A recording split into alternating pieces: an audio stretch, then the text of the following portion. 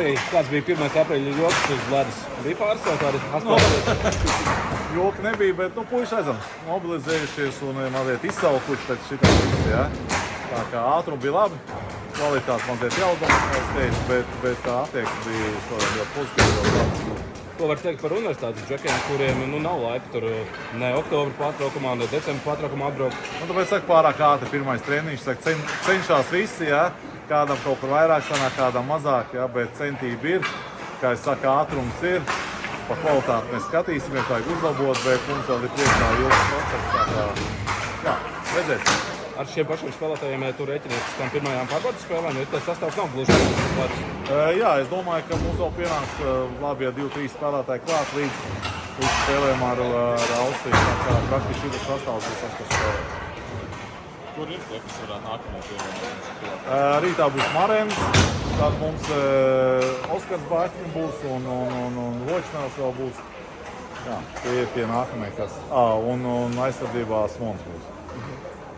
Treneru korpus arī pilnā sastāvā izņemot Vili? Vili, jā, redz kā mēs redzam, Vili no 0-3 atspēlējās, tā kā, jā, lai viņš pabeidz savu, tā mēs skatījām, bet mēs esam pārsvarā, mēs esam, katrs zinām, ko mēs darām. Plāns mums ir, tā kā mēs gatavojamies. Bet, teiksim, Vili šobrīd attālināt arī, ja kaut ko ir izdarījis lielāks? Es viņu teikt negribu aiztīt, jo viņam ir savas problēmas. Mēs zinām tās, teiksim, to, ko viņš uzbrukumā grib ienest, tās pietiekam daudz laika būs, lai mēs to visu pārstrādātu, jo mēs jau pirms tam aprunājām. Tā kā viss mēs sekojam, viss mēs zinām, kas jādara. Tā bija tāda pirms treniņa nometnes uzruna puišiem. Daudzi no sastāvā jau ir, bet ļoti daudz vēl nebija nemaz. Nē, tā kā es teicu, visiem jāsaprot, kāpēc mēs esam šeit. Kāpēc mēs šeit, ko mēs gribam, jā. Medaļas tas viss ir labi, bet tas ir pagaidām. Tā ir mums sākam visu no nulles, un katrs cīnās par to, lai pierādītu sevi šajā sastāvā, un teiksim, bonus neviens nekāds nav, jā. Tie, kas bija pagājušajā gadā, tiem jāpierāda, ka viņi ir labāki. Tie, kas nebija, viņiem jāpierāda, ka viņi ir pilntiesīgi būt izlasīti.